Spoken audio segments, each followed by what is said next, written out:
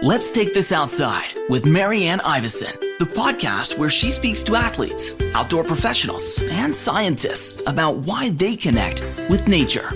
Jennifer Williams is a community-minded and forward-thinking educator and facilitator who is committed to helping people uncover passions, build confidence, and explore what it means to be human. Jennifer focuses on designing and hosting transformative learning experiences for both youth and adults, including Camp Wild, a summer camp-style wellness retreat for women centered around the principles of wonder, ignite, let go, and discover. Please welcome Jen Williams. You have the best energy, Jen. Welcome to Let's Take This Outside. This is so fun. Thank you. Thanks for having me. This is great. So what I love about this podcast is people recommend people to me all the time. And I love interviewing people who are local, who live probably only a couple kilometers away from me. Our mutual friend, Sarah, she is like, we were just talking about this, like a little celebrity in Gatineau Park. Like no matter, like she knows everyone there when you're with her, right? Hi, Sarah. Hi, Sarah. You can't get very far. You have to stop skiing and like meet new people. It's great. It's like half skiing, half social. It's like a recovery ski every time you go. So when Sarah told me about you, I looked up Camp Wild and it seemed like a no-brainer for me to talk to you. And I feel like this will be a really important episode for women and connection to nature. And I feel like you have a huge background in this. Yeah, it's definitely my passion is making space for everybody outside for sure. And to use that as a way to connect to yourself and each other and the larger world. And women have become a huge part of the work that I do now with Camp Wild. I do want to really dive into Camp Wild, but let's first of all chat about your background and where your love of nature began. Can we like kind of start maybe, I'm assuming at childhood is where it started. A little bit. Yeah. I grew up in suburbia, Toronto. And so, rows and rows of houses, the same. But my dad was definitely passionate about, paddling. And so we would go on trips to Algonquin Park. But my cousins lived in Huntsville, so just north of Toronto. And so that was kind of the heart of it. We would spend holidays up there and they lived on a lake and we could do all the things, but right next to home, which was really great. But it was really after university that I kind of came into my own and found my own passions with the outdoors and dug a little deeper on my own, like without family. Where was that for you? New Zealand. Oh, okay. Yeah, I spent the summer living in BC. When I graduated university, I drove across the country. I wanted to see Canada, spent a summer living and working in BC, fell in love with it, and then spent a year away working and traveling in Australia and New Zealand. And so I was working on farms and, well, I did all sorts of jobs from pumping gas to bartending to farms. And I met somebody who was a geologist and I brought my tent, I brought my camping gear. I knew that was going to be a huge part of the trip, but she introduced me also to understanding it. I was somebody who never understood geography and science in a classroom from a textbook. Like I just couldn't connect. And I remember we went on a hike in Tongariro National Park in New Zealand. She started picking up rocks and explaining like, this is a lava bomb and this is how it works. And all of a sudden I was like, whoa, I get it. I see it. It's amazing. I was blown away. And so my love became understanding, like it was more than just the feeling like confident being out there and feeling calm and loving just like the feeling of fresh air and being active. And it became also connected to learning about it and understanding in a way that I had never previously been able to, like my brain couldn't connect, And I'm still friends with her and she's awesome. That reminds me of a lot of people who find maybe sport later in life or who maybe didn't learn the traditional way in school, but the moment they had that connection to that like tangible, like for you is physically picking up rocks and learning about nature and having a mentor. I would call her a mentor for you if you want to say the same thing, that had to show you that we just all learn so differently. Yeah, it connected me to nature. It connected me to myself better because I started understanding. I was always good at school, but I was really good at memorizing things short term and regurgitating. And science was one that I just never connected with. So I learned more about myself. I learned about this amazing planet we call home, and all in a place that I felt really good. You now have this full commitment to the community into outdoor education. So, you were in New Zealand, you've lived in Vancouver, correct? Now you're in Ottawa, you've lived all over the place. So this started for you for teaching. Where did you start teaching? And I understand it's on ships, not the traditional in the classroom kind of way, right? Yeah. So after I got back from New Zealand, went back to school for graduate studies in environmental education and started like kind of that explicit education around climate or energy, which was fine. It was great. And it's still part of some of the work that I do today.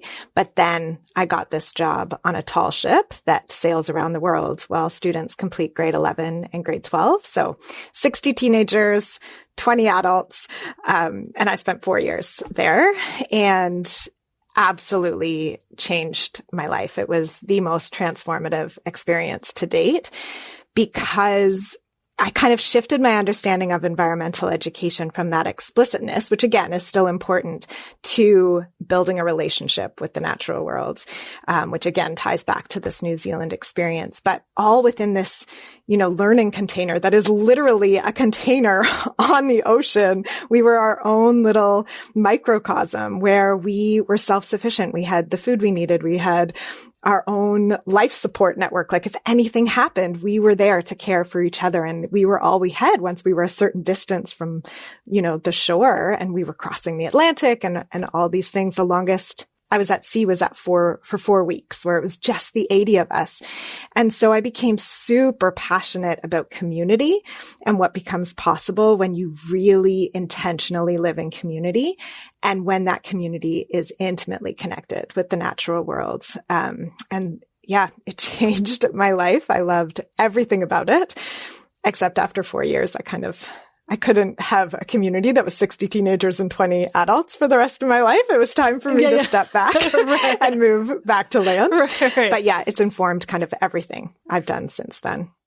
I noticed you do polar expedition or polar teach. What is it called? Because you're still helping teach on ships. I've never heard of this before. Like what kind of students are doing this? This was never an option as a kid for me. Yeah. So the high school was a Nova Scotia private school. So Nova Scotia curriculum. We used a Norwegian ship sailing around the world, but there were international students for sure. And then I went back to school and did my formal Bachelor of Education post living on the ocean because I knew I couldn't go into a classroom after that experience. I have, but I know it's not for me.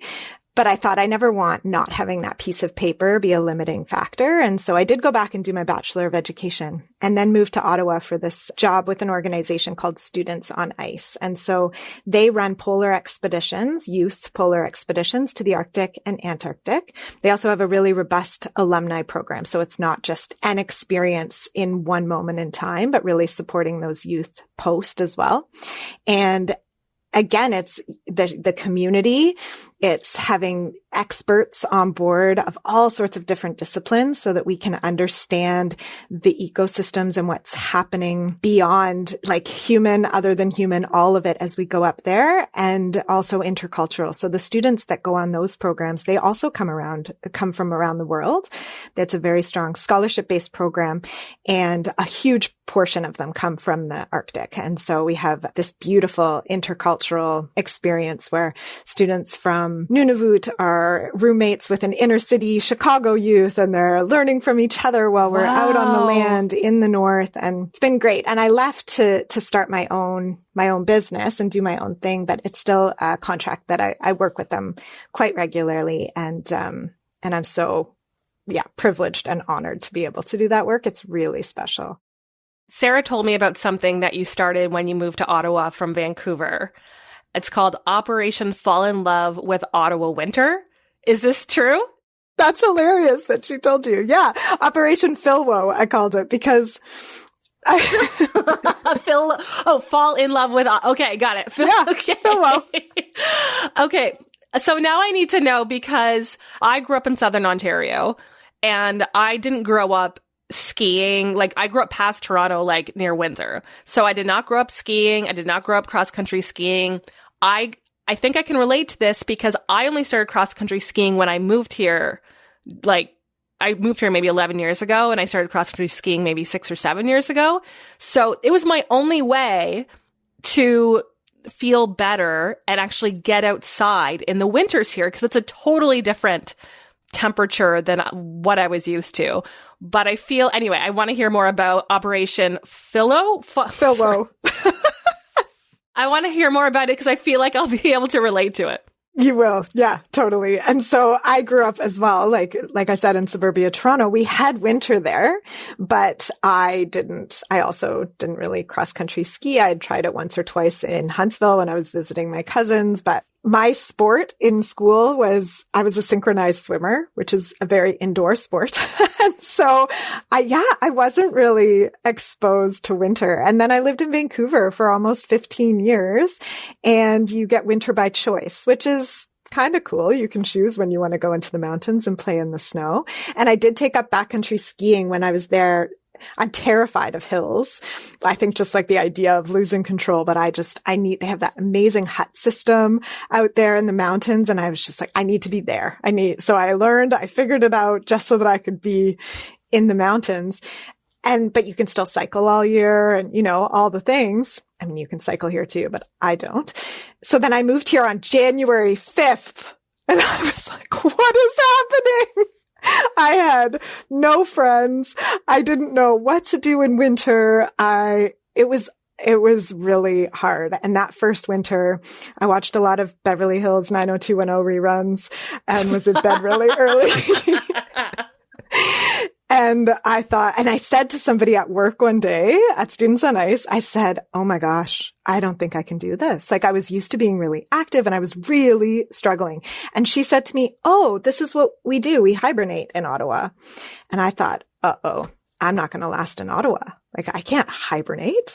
This doesn't compute. So I made a commitment then and there. We were headed into spring and summer, so I knew I would be fine, but I made a commitment that the next winter would be different and enacted Operation Philwo. And I tried curling. I got a pair of skates. I found Nordique. I will admit that I budget 2 visits to Nordique Spa winter. That helps. And I learned cross-country skiing, and cross-country skiing in Gatineau Park changed my life. I am so grateful for that magic place here. And everything else just kind of, I quit curling. I'll pick it back up later in life. I think that's the appropriate time. I curled as a kid, so I feel like when you and I turn like 70, then we should start a team. Love it. Yeah. Because it was fun. It's a ridiculous sport. And it was super fun. I can tell you're like my kind of people, because we did the same thing and we're like, what are we doing here? It's so cold. There's so much snow. What's happening? And it takes a special kind of person to fall in love with cross-country skiing, because I tell people it is the hardest technical thing that I do.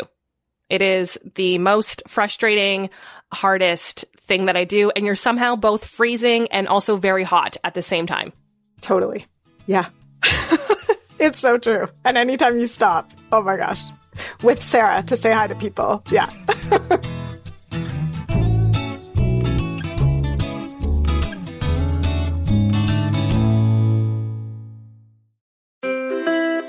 Let's Take This Outside now has a newsletter.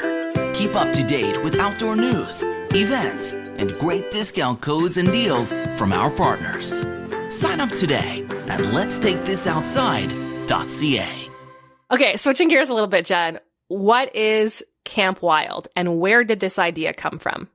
So Camp Wild is a summer camp style retreat for women.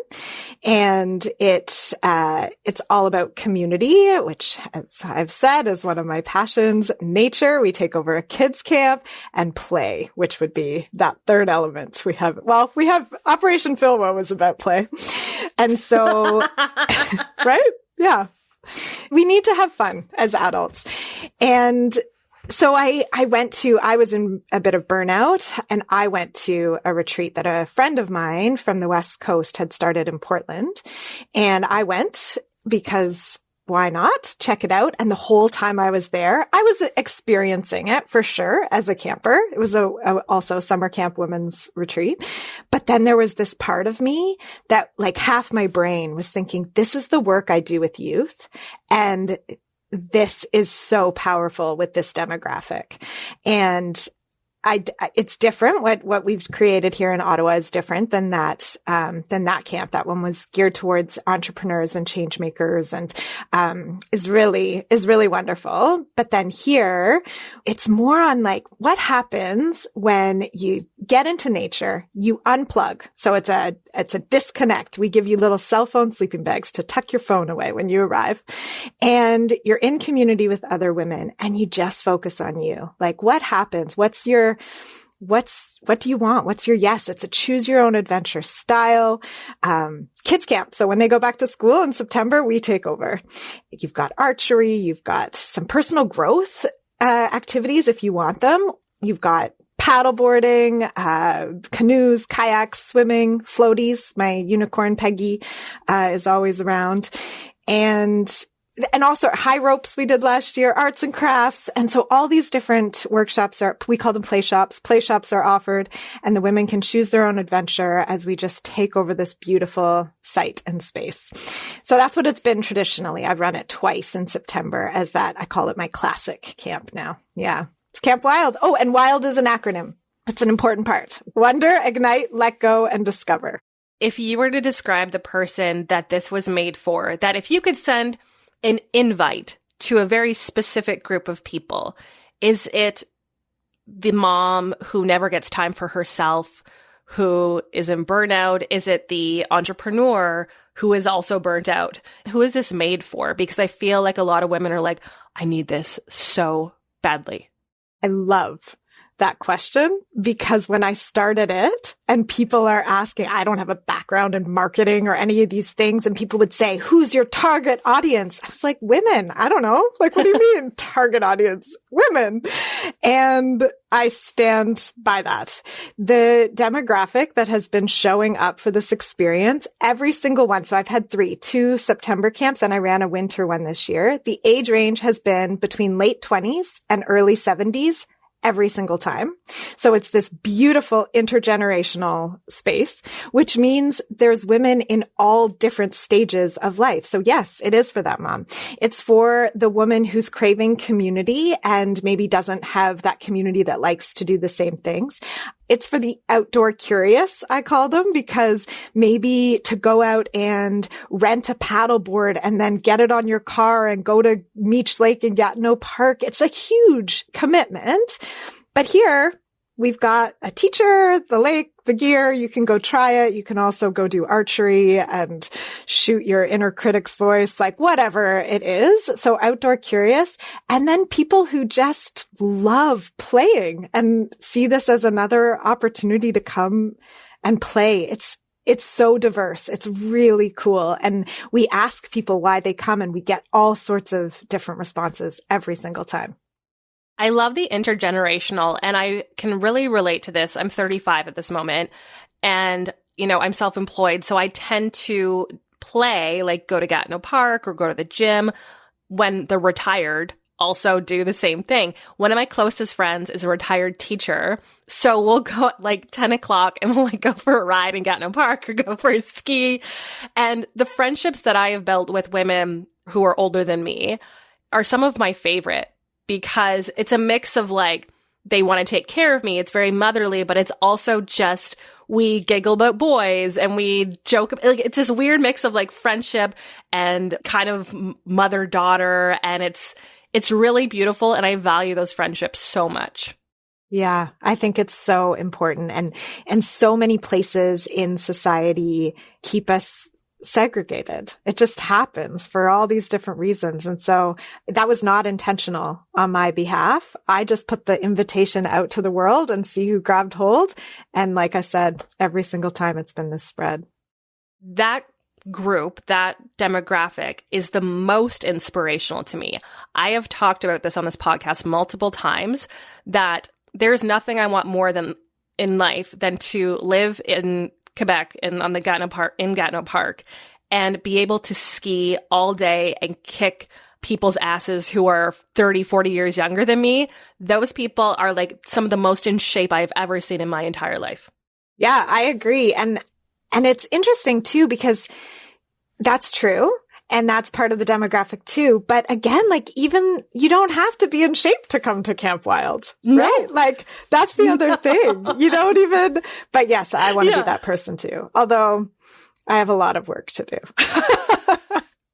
By the way, when I say inspirational, it's not just like, ooh, they're so athletic, but just like beautiful people, so confident, so sure of themselves, and have just run through the gamut of life and it kicking their butt. And they're like, this is who I am now. And they're so authentic. And we have so much to learn from them. Oh my gosh. This is who I am. That's the line. We have the last night at Camp Wild Classic is a talent show or untalent show. And, oh my God.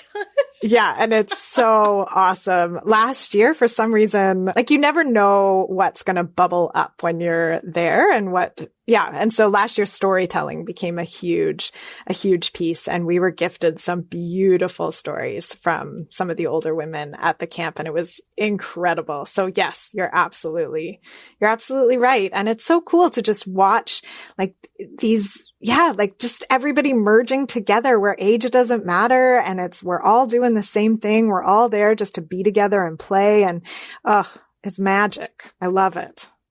You kind of already answered this, but I do have to know what happens when you get a bunch of grown women together, no tech, no alcohol or drugs, outdoor time for a whole long weekend together. What happens? Well, you kind of have to come to find out. Magic happens. I can see why you do this. Yeah. We don't pre-plan our weekends at all. So if you want to come to some place that is scheduled, Camp Wild is not for you. The way that I run, and I thank the tall ships for this actually, the way that I run all the programs I do are very emergent, and our number one host in all these places is the land. And so really paying attention to what's showing up there, but also who's showing up and what's the mood of the day. And was there something that happened where everybody slept really bad? Well, the mood's going to be totally different. And therefore the play shops that we offer, the kind of flow of the day is going to be different. And so we don't plan it. We don't have a schedule. And so what happens with a specific group is the only thing that could happen. But what's going to happen next time? I don't know. Maybe you need to come, Marianne. Okay, some of my most transformative experiences have been on trails with people in the middle of nowhere for hours. Why do you think this is? Because I feel like this relates a lot to Camp Wild. I agree. That's true for me too. I think it's the community piece, right? There's something about a shared experience and a shared understanding of something that nobody else could ever understand, that can never be repeated or replicated. Even if the exact same people do the exact same hike the next year, it's never going to be the same. So it's something so intimately shared with a group of people. Yeah, community for me is everything. It's why I do all the things that I do. And when you add the recipe of community plus nature, that's where I think the recipe. Mwah, chef. Yeah, it is the best. Say, you don't live in the Ottawa area, but you're like, oh, I want to get the same feeling that people get at Camp Wild. What are some things we can do every day or on a weekend with our families to reconnect with each other and to nature? Go outside and I don't know, like find those moments that you loved as a child and don't be afraid to do them again. Get out a hula hoop. Get a floating unicorn. I mean, Peggy, my floating unicorn, was a pandemic purchase. Some people were adopting puppies and cats. I adopted an inflatable unicorn, and she is with me like in my car most of the summer. I take her on like backcountry canoe trips. I've taken her on it was a 7 or a 10-day trip into the backcountry. I bring Peggy. So where can you find those little things? Could be as simple as some bubbles to blow when you're frustrated. I love when I'm frustrated at something, just blowing bubbles, but remembering what you loved as a kid or what you didn't do when you were a kid and you want, like, why not do it now? Yeah, I think we take ourselves so seriously, and there's a way that we think we need to be or should be, and I don't think it's entirely true. And also, because we're in this society that maybe doesn't prioritize play or prioritize fun and laughter in the same way in a lot of spaces. This isn't entirely true, but I think it's true in a lot of spaces. Our imagination of what's possible might not be as sharp as it used to be. And so, yeah, just think like what little things. Skip down the street, go jump in puddles. Oh my gosh. Puddle jumping? That's good times. I think that's why I love riding my bike so much, is because I just feel like a total kid on my bike. Yeah. Do you have streamers at the side of your handlebars? I'm going to get some pink I'm going to get pink streamers, 100%. Okay. Yeah, that's a great idea. Me too. I'm going to get pink streamers too. Jen, so I know you have Camp Wild coming up this summer. I know you have a backcountry option as well. But, it's been a weird time lately. Maybe some people can't afford Camp Wild, or like their budgets are tight. I see that you have some bursaries. Can you tell me a little bit more about that, who that might be for? So our bursary program, we started it last year. Financial accessibility is super important to me. And I hope that this program continues to grow. So right now we have bursaries available for women who the cost is a financial barrier and who identify as Black, Indigenous, or women of color. Just as it's really important. Wellness spaces, outdoor spaces, recreation spaces. There's so much systemic racism connected to accessing these spaces. And that's not even mentioning the colonization of land. When we think about camps, is hugely problematic. And so I really want to make this, as accessible as possible, and especially for those groups.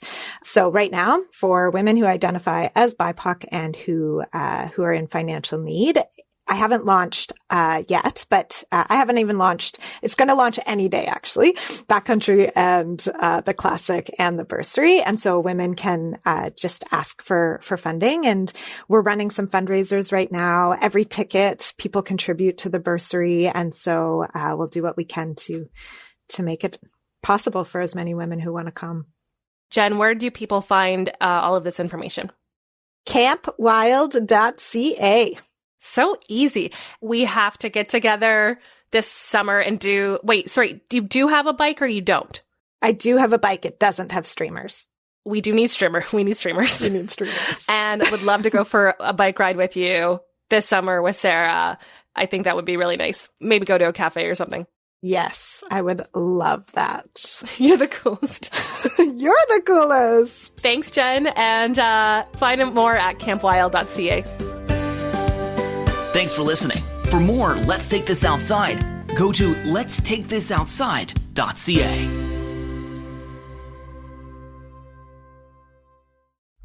Produced and distributed by the Sound Off Media Company.